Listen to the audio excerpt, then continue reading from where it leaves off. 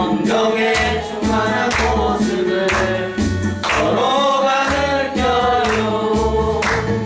할렐루 할렐루 성령 뛰면서 할렐루 할렐루 소리 외치며 할렐루 할렐루 두 손을 들고 주님을 찬양해요. 감사가 언제나 넘치면 은혜로 얼굴이 환해요. 성령의 충만한 모습을 서로가 느껴요. 할렐루 할렐루 성령 뛰면서 할렐루 할렐루 소리 외치며 할렐루 할렐루 두 손을 들고 주님을 찬양해요. 기도가 언제나 넘치면 은혜로 얼굴이 환해요.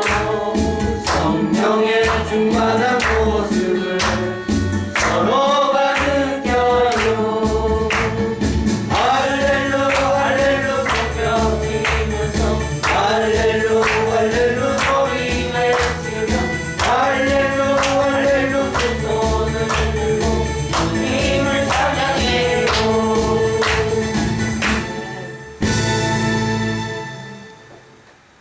저는 오늘 본문에 있는 말씀을 가지고 인생 어떻게 살 것인가 이러한 제목으로 함께 은혜를 나누도록 하겠습니다. 우리 함께 따라서 하겠습니다. 인생 어떻게 살 것인가. 인생 어떻게 살 것인가. 저희 가정의 예화를 조금 드림으로써 하나님의 말씀을 시작해 보도록 하겠습니다. 우리 외할아버지는 남자 중에 남자였습니다. 씨름을 하면 꼭 1등을 하셔서 소를 타오시는 분이었습니다. 대동아전쟁 때 일본으로 건너가셔서 배를 한 대를 구입해가지고 설탕장사, 그 다음에 분유장사를 아주 잘 하셨습니다. 그래서 돈을 얼마나 많이 벌었는지 모릅니다. 폭격기, 우리 외할아버지의 말씀에 의하면 간사기라고 그러는데 미국에 있는 간사기가 팍팍팍 하고 폭탄을 떨어뜨리면 수많은 일본 사람들이 죽었답니다. 그때 우리 외할아버지는 외동딸 우리 어머니를 못에다가 돈 옷을 만들어 주셨답니다. 돈 옷을 만들어 줘서 거기에서 옷에다가 돈을 많이 집어넣어놨고 혹시 부모가 죽으면 이 돈 보고 살려달라고 키워달라고 그렇게 돈을 많이 넣으셨답니다. 그런데 은혜롭게 사셔가지고 그 배를 하나를 장만한 그 배를 가지고 목포항으로 한국 사람을 데리고 들어오셨답니다. 그때 많은 돈들을 큰 형님에게 이렇게 땅도 사라고 그렇게 했는데 다 써버리셔가지고 아무 돈도 없이 전라북도 김제라는 곳에 그렇게 살게 되셨답니다. 우리 어머니는 말을 못해서 한국말을 못해서 김제에 있는 그 교회에 한국말 배우러 들어가셔서 이렇게 한국말을 배우시고 그리고 살게 되셨답니다. 우리 증조 할아버지는 선교사님 그분을 통해서 예수님을 믿게 되셨답니다. 그리고 증조 할아버지는 다니면서 처음부터 믿음이 작정돼 가지고 사람들도 별로 없지만 교회 성도들도 없지만 그 선교사님과 함께 예배를 드리기 시작해서 모든 자녀들 다 데리고 교회로 예배를 드리셨답니다. 주일날 우리 아버지와 오형제가 예수 믿으러 예배 드리러 안 가면 주렁 막대기로 둥그런 막대기로 머리를 이렇게 때리시면서 예배 드려야 산다 하고 그렇게 축복하시며 그렇게 사셨답니다. 그래서 저희 아버님은 원래는 그 중앙대학교에 있는 그림을 그리는 미대를 나오셨는데 동양 화가십니다. 그런데 동양 화가가 잘 팔리질 않아서 저희 어머님이 외할아버지의 성격을 받아가지고 그 그림을 팔으셔가지고 우리 외 5남매의 그런 자녀들 다 학비를 내시면서 그렇게 사셨다는 말을 들었습니다. 그리고 저희 가정에 한쪽 부분으로는 외할아버지의 성격을 닮은 그런 자녀들이 나왔고 한쪽 부분으로는 우리 할아버지, 증조 할아버지를 닮은 그런 성격에 있는 사람들이 나셨습니다. 저처럼 목회하는 그런 가정들도 있고요. 그리고 제 동생은 여러 번 사업을 말아먹기도 하였지만 지금은 천안에서 한 300명 되는 그런 인력사무소를 그렇게 하고 있는 그런 제 동생 그런 형제들도 있습니다. 우리 아들은 우리 외할아버지의 성격을 닮았는지 그냥 세상을 그냥 도전하는 것, 자기가 할 수 있는 대로 외국에 나가서 그렇게 돈을 벌겠다고 그렇게 들어오라고 해도 안 들어오고 그렇게 사는 모습을 보게 됩니다. 어쨌든 예수 믿는 가정에서 그리고 예수 믿는 그런 삶을 사는데 어떻게 하면 우리 자녀에게 우리의 성도들에게 제가 한 주간 동안 기도하면서 병실에 있으면서 하나님 어떤 말씀을 드릴까요? 하다가 오늘 본문에 있는 말씀을 그렇게 생각해 보았습니다. 첫 번째로 시편 84편 11절에 있는 말씀을 같이 한번 읽어보도록 하겠습니다. 시작. 여호와 하나님은 영원하시니라. 여호와께서 은혜와 영화를 주시며 정직하게 행하는 자에게 좋은 것을 아끼지 아니하실 것입니다. 아멘. 우리 함께 따라서 하겠습니다. 정직하게 행하는 자에게 좋은 것을 주십니다. 좋은 것을 주십니다. 저의 신앙의 모토와 그리고 또 제 목회 철학과 그리고 우리 성도들이 꼭 걸어갈 것은 하나님은 정직한 자에게 좋은 것을 아끼지 아니하시다. 정직한 자. 정직하면 여러분들 조지 워싱턴이 생각날 것입니다. 조지 워싱턴의 아버지는요, 벚나무를 굉장히 좋아했어요. 그래서 주변에 마당에다가 벚나무를 심는 것을 굉장히 좋아했어요. 그런데 어느 날 벚나무 하나가 꺾어진 채 발견된 거예요. 모든 자녀를 불렀어요. 그리고 회초리를 들고 때릴 자세로, 엄한 자세로, 얘들아, 너희 중에 누가 이 벚나무를 이렇게 분지른 사람 누구냐? 하고 그렇게 물으신 거예요. 많은 아이들이 기가 죽었어요.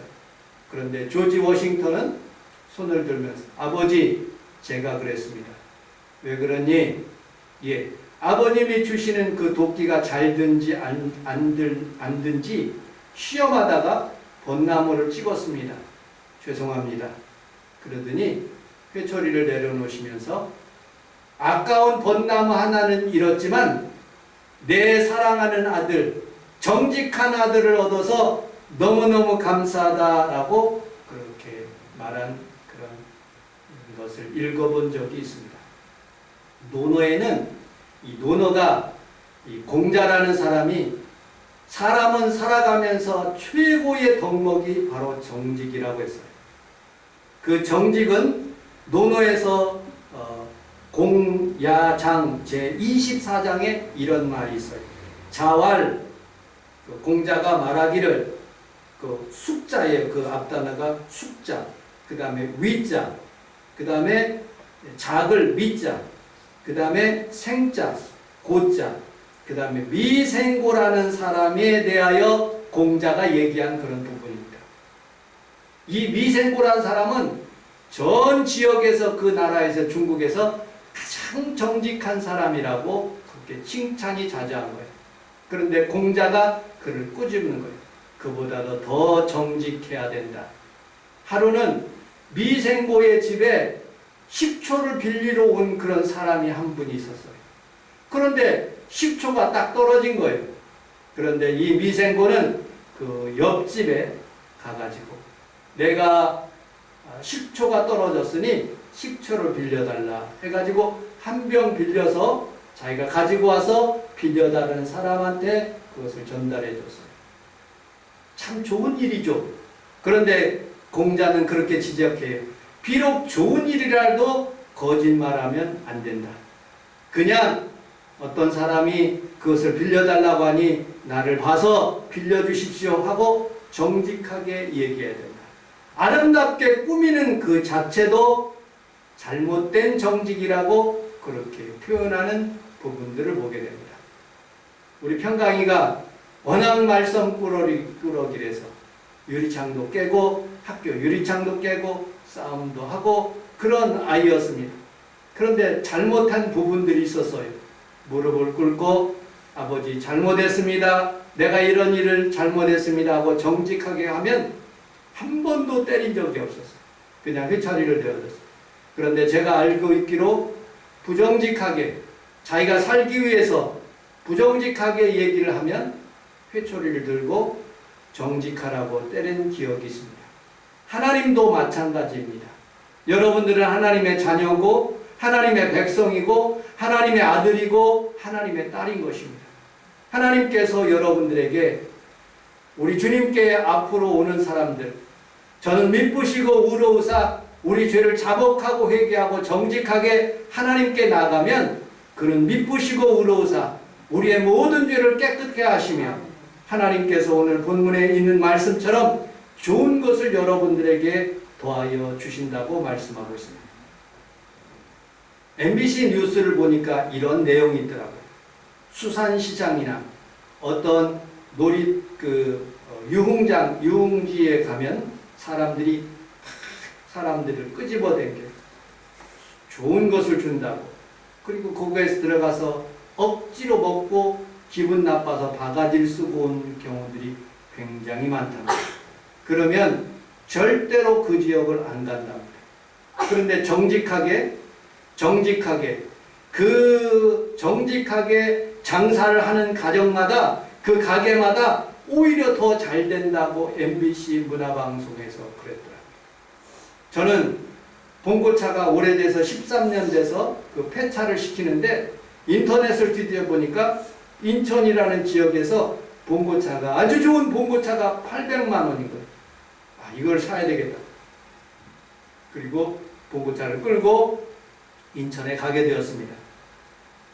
그 차를 보여주면서 너무너무 좋더라고요. 근데 이게 800만 원이에요. 근데 그 사람이 딜러가 그렇게 얘기를 하는 거예요. 이 차는 물속에 한번 빠졌기 때문에 언제 수도할지 모르니까 다른 거를 사십시오. 800만 원짜리는 요런 겁니다. 너무 안 좋은 거예요. 그래서 절대로 그 지역을 안 가요. 차라리 새 차를 사는 게 낫겠다 생각해서 새 차를 산 기억이 있습니다. 우리는 살아가면서 이처럼 사람들을 내가 이익을 얻기 위해서 사람들을 속이고 거짓말로 하면 나에게 큰 도움이 당시에는 되는 것 같지만 앞으로는 안 되는 거예요. 더 망하는 모습을 보게 됩니다. 2013년도, 2014년도 후지무라 시니찌라는 그런 여자가 이 장기를 이렇게 발견하면서 배양 그런 것을 만들었습니다. 근데 이 장기를 만드는데 어떤 장기도 만든다고 하여 논문을 발표했습니다. 일본에서 깜짝 놀랐고 전 세계가 깜짝 놀랐어요. 그래서 많은 사람들이 막 스포트라이트를 그 여자에게 한 거예요. 그런데 알고 봤더니 거짓말인 거예요. 그런 장기가 없다는 거예요. 자기가 유명해지고 싶어서 그렇게 논문을 조작한 거예요. 그래서 그 여자가 박사학위 논문도 취소되고 학교에서도 쫓아나는 그런 경험이 있었습니다. 우리나라에 황우석이라는 그런 박사님도 계십니다. 줄기세포를 통해서 사람들에게 어떤 그런 질병을 치료할 수 있는 장기를 만든다고 그렇게 그런 것을 하는 그런 모습을 거짓말한 거죠. 그분이 줄기세포로 인해서 징역 1년 6개월을 그렇게 어려움을 당하는 그런 모습도 봤습니다. 여러분들의 삶 속에서도 날마다 정직하게 살아가시기를 주님의 이름으로 축복합니다. 세 번째, 하나님의 주시는 물질을 어떻게 관리할 것인가? 우리 잠언서 13장 11절로 12절에 있는 말씀을 같이 한번 읽어보도록 하겠습니다. 잠언서 13장 11절 12절 시작. 망령되어 모든 것을 손으로 가고 손으로 모은 것을 들어가는다. 소망이 더디 이루어지면 그것이 마음을 상하게 하거나 소원이 이루어지는 것은 곧 힘이 나느니라. 아멘. 망령되이 얻은 재물은 줄어간대. 그런데 조금씩 손으로 모은 것은 늘어간다는 것입니다. 소망이 자기의 이루려고 하는 그런 소망이 더디 이루어지면 마음이 상하여 아파진다는 것. 그러나 소망을 이루는 것은 십자가 생명나무라고 성경은 말씀하고 있습니다. 하나님은 사람에게 5달란트, 어떤 사람은 2달란트, 어떤 사람은 1달란트 각각의 달란트를 주셨어요. 그렇게 달란트를 하나님께서 주셨는데 사람들이 살아가면서 5달란트는 또 다른 5달란트를 남기고 2달란트는 즉시 일함으로써 또 2달란트를 넘겼는데 어떤 사람은 그것을 파묻었다가 아무것도 구하지 못하는 그런 삶을 사는 모습을 성경에서 보게 됩니다. 제가 책 한 권을 읽었는데 그 책의 다른 내용이 뭐냐면 나는 달린다라는 그런 책인 것입니다. 이 사람은 독일 수상 외무상으로서 요슈카 피셔라는 그런 사람입니다. 이 사람이 음식을 잔뜩 먹어가지고 110kg예요. 110kg. 엄청 뚱뚱해요. 공무원이고 그리고 많은 사람들이 식사를 대접해서 뚱뚱해진 거예요. 1995년도까지. 그는 마음에 결심했어요. 내 이 살 빼야 되겠다. 그래가지고 단식도 해봤어요. 식이요법도 해봤어요. 열심히 걸었어요. 안 빠져요. 근데 마음에 결심했어요. 내가 하루에 10km씩 달린다. 그래갖고 열심히 10km씩 달리니까 1년 만에 70kg가 됐어요. 무려 40kg가 빠진 것이죠. 여러분들, 그러면서 이 사람이 책을 한 권 썼는데 뭐라고 썼느냐? 나는 달린다. 이 몸무게도 자기 몸의 몸무게도 관리하지 못하는 사람이 어찌 더 큰 일을 할 수가 있는가? 어찌 나라를 다스릴 수 있는가? 어찌 더 사람을 지도할 수 있는가? 내 몸무게도 내 마음대로 주장하지 못하는데 사람을 어떻게 관리할 수 있는가? 그래서 자기 관리에 충실한 사람이 되자라고 그렇게 쓴 책을 읽어봤습니다. 여러분, 우리는 살아가면서 수많은 사람들이 물질을 벌고 그리고 자기의 건강을 관리하기 위해서 노력합니다. 그러나 마음대로 되지 않는 모습을 보게 돼요. 사회적으로도 마찬가지예요. 여러분들, 영국에서 산업혁명이 일어났습니다. 수많은 젊은이들이, 농촌에 있는 젊은이들이 다 런던으로 모이기 시작했어요. 왜냐? 예전에는 노를 저어가지고 배를 젓는데 증기기관, 예전에는 어떤 그 인력으로 어떤 물체를 움직였는데 증기기관으로 배도 가고 기차도 가는 그런 일들을 하는 거예요. 그러니 그 힘으로 다른 나라와 싸우는데 도저히 깨비가 안 되는 거예요. 이 영국이 장대해지고 사람들이 다 일어나기 시작하는 거예요. 그런데 한 가지 문제가 생겼어요. 무슨 문제냐? 빈부의 격차예요. 어떤 사람은 굉장히 많은 물질을 얻어요. 어떤 사람은 피죽도 못 먹게 굉장히 가난해지는 거예요.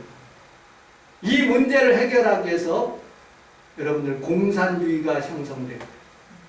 빈부의 격차가 많으니까 우리 같이 살자 하고 평등하게 공평하게 나눠주는 마르크주의, 사회주의, 공산주의가 일어나는 거예요. 이론적으로 생각하면 좋은 아이디어예요. 그러나 공산주의를 만들기 위해서 수많은 사람들을 죽였어요. 피로 물들였어요. 그리고 공산주의에 있는 공산당만 잘 살지 나머지 사람들은 굉장히 어려워서 70년 만에 소련이, 러시아가 그것을 포기해버린 거예요. 여러분들, 공산주의에서 발견한 것, 소외, 그리고 또 빈부의 격차, 그런 것에 대해서 잘 발견했어요. 그런데 기독교에서는 그것을 무엇이라고 하는 줄 아십니까? 그거의 근원이 무엇인 줄 아십니까? 바로 죄인 거예요. 탐욕인 거예요. 사람의 욕심인 거예요. 너무 많이 가지려고 하는 그런 마음인 거예요. 그것을 빼버리면 하나님 앞에서 모든 사람들이 다 잘 살 수 있게 됩니다. 그러나 다 민주적인 방법으로 해야 되는 거예요. 사람에 있는 것을 억지로 뺏어서 내 것이 되게 한다는 그런 의미는 아닌 것이죠. 그래서 공산주의가 이 땅에 망해지는 모습을 보게 됩니다. 병실에 있으면서 마포 도서관에서 이지성 씨가 쓴 미래의 부라는 그런 책을 읽어봤어요. 미국에서는 이 부들을 어떻게 관리하느냐, 많은 세금을 걷는데요. 10% 정도 사람들에게 세금을 걷는데요. 공무원들 그리고 또 직장인들에게 세금을 몽창 걷어서 어디다 쓰느냐, 큰 기업체한테, 애플한테, 마이크로소프트, IBM, 그리고 구글, 그런 회사한테 막 그렇게 돈을 막 물붓듯 부어준대. 왜 그런 정책을 쓰는지 아십니까? 그 회사가 전 미국을 먹여 살린다는 거예요. 여러분들, 좋은 정책인지 안 좋은 정책인지 모르지만 어쨌든 미국은 그렇게 살아간다는 거예요. 우리나라는 정책이 잘못됐다는 거예요. 큰 기업체에서 다 뺏어가지고 가난한 사람들에게 나눠주는 그런 정책을 쓴다는 거예요. 잘못됐다는 거예요. 하나님의 방법이 아니라는 거예요. 이 사람의 입장이 그래요. 그리고 그 사람들이, 애플이나 그런 것들이 시총이, 주식의 시총이 얼마나 크냐, 우리나라의 전부에 있는 그런 대한민국에 있는 주식의 시총하고 똑같대요. 애플 하나의 회사가 얼마나 큰지. 그러면 수많은 그런 물질들이 다시 정부로 들어와서 기업이 돌아가고 또 다른 그런 공공재들이 돌아가고 그 다음에 길도 내주고 국방도 튼튼하게 만드는 그런 일들을 한다는 거예요. 기업이 살아야 나라가 산다는 그런 철학으로 삽니다. 우리나라 사람들은요, 어디다 투자를 하느냐? 많은 사람들은 투자를 하는데 집에다가 투자를 합니다. 잘못됐다는 거예요. 집에다 투자하면 집을 해서 갭 투자를 해서 10년이나 20년 뒤에 이분의 말에 의하면 미니 빌딩을 산다는 거예요. 미니 빌딩을. 그래가지고 그것에 노후를 자기가 보장하기 위해서 거기에서 세를 받아가지고 세는데 지금은 그런 방법이 잘 통하지. 예전에는 그렇게 했지만 지금은 안 될 것이라고 그렇게 미래의 부에 대해서 얘기하는 부분들을 제가 읽어보고 그렇게 깨달은 부분들이 있었습니다. 여러분들, 우리는 우리의 삶이 어떻게 돌아갈지 몰라요. 그러나 열심히 우리가 살면서 근검 전략하며 열심히 일하면서 그리고 노력해서 조금씩 얻은 물질로 우리가 부하게 된다고 말씀하고 있는 거예요. 여러분들의 삶 속에서도 하나님의 주시는 축복으로 살아가시기를 주님의 이름으로 축복합니다. 잠언서 13장 11절을 같이 한번 읽어보도록 하겠습니다. 잠언서 13장 11절 시작. 망령되어 원수를 절하고 소문으로 무엇을 절하나이다. 소망이 그 돈이 이루어지나 그것이 마음을 상하게 하거니와 소원이 이루어지는 것은 곧 생명나무. 아멘. 여러분들의 부가, 여러분들의 물질의 축복이, 여러분들이 원하는 소망들이 바로 생명나무가 십자가인 것을 믿으시기를 주님의 이름으로 축복합니다. 망령 때에 얻은 재물은 망한다는 거예요. 한꺼번에 부가 없어요. 어느 간판에 1등만 29번이라고 그렇게 로또가 잘 되는 그런 간판이 있었어요. 인터넷에 보니까 로또 1등만 29번. 그래서 사람들이 얼마나 많은지 사람들이 차를 대니까 구청에서 와서 그것을 찍어가는 거예요. 2분 만에. 그래서 간판을 바꿨대요. 2분 후에 주차 단속. 간판이 2분 후에 주차 단속. 그만큼 많은 사람들이 요행으로 살라는 그런 노력을 하는 모습을 보게 됩니다. 잘못된 방법입니다. 1920년 로널드 리드라는 그런 사람이 25년 동안 자동차 수리를 했고 백화점에서 17년 동안 청소부를 했고 그는 92세의 나이로 죽었습니다. 그 후에 이 시골의 잡부 이 사람 로널드 리드라는 그런 사람이 신문의 헤드라인에 장식했어요. 뭐라고 장식했느냐? 이 사람이 얼마나 많이 돈을 벌었는지 110억을 벌었대요. 110억. 여기서 110억. 어떻게 벌었느냐? 이 사람은 잡부를 하면서 자동차 수리를 하면서 월급을 받으면 꼭 우량 주식 한 주를 산대요. 그게 25년이 지나고 그리고 25년 뒤에 17년이 지난 뒤에 보니까 엄청난 금액이 됐다. 처음부터 그렇게 요행을 부리지 않고 투기하지 않고 투자를 했더니 그렇게 잘 됐다는 그런 말을 들었습니다. 그러나 리처드 포스트폰이라는 사람은 하버드 대학을 나왔지만 그는 중역회사로서 일했지만 그는 금융위기 때 잘못 투자하는 바람에 왕창 망하는 그런 모습도 읽어봤습니다. 여러분들 손으로 모은 것 하나님 앞에서 열심히 일하여서 번 그런 돈들을 통하여 여러분들의 부가 늘어나기를 주님의 이름으로 축복합니다. 자, 결론. 우리 고린도전서 6장 20절 그 다음에 고린도전서 10장 31절을 같이 한번 읽어보도록 하겠습니다. 시작.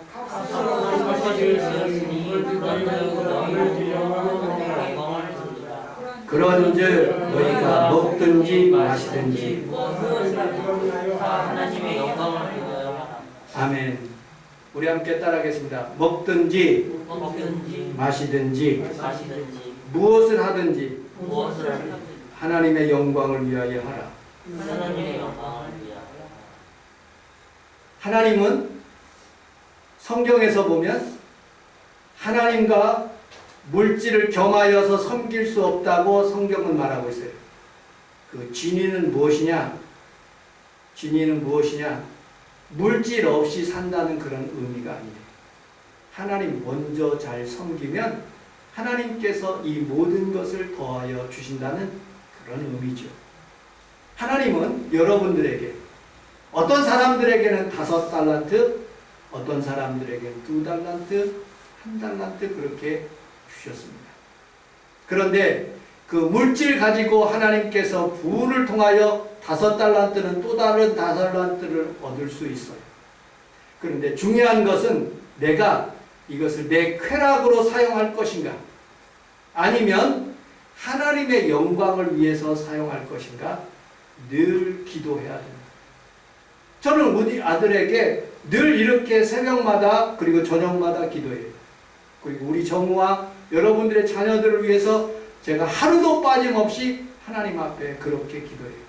하나님 내 물질 주신 것, 우리 자녀들에게 우리 성도들에게 물질 주신 것 내 쾌락을 위해서 사용하지 않고 하나님의 영광을 위해서 사용하게 하여 주옵소서. 그러면 하나님이 이 모든 것을 더하여 주십니다. 오병이어의 기적이 있습니다. 물고기 2마리와 보리떡 5개가 주님의 손에 올려드렸을 때 그것을 띄워주고 또 띄워줘서 5,000명을 먹였어요. 우리의 자녀들이 하나님의 백성들이 여러분들의 자녀들이 다 하나님 앞에서 5,000명을 먹일 수 있는 하나님 아버지의 그런 축복을 받는 귀한 자녀들이 다 되게 하여 주옵소서. 하나님, 우리 하나님 내가 잘 먹고 잘 입고 그렇게 부귀영화 위해서 살아가는 것이 아니라 하나님 앞에서 좀 더 하나님의 영광을 위해서 가난하고 헐벗고 힘든 사람들 또 나만 잘 먹는 것이 아니라 내 주위에 있는 어려운 사람들을 돌보며 그렇게 살아갈 수 있는, 교회를 위해서 헌신할 수 있는 그런 부도 더하여 주옵소서라고 제가 간절히 기도합니다. 여러분들의 가정이 다 돈이 버는 목적이 아니라 목적에 이끄는 삶, 바로 하나님의 영광을 위해서 하는 삶이 바로 하나님이 기뻐하시는 삶이에요. 결론, 사람은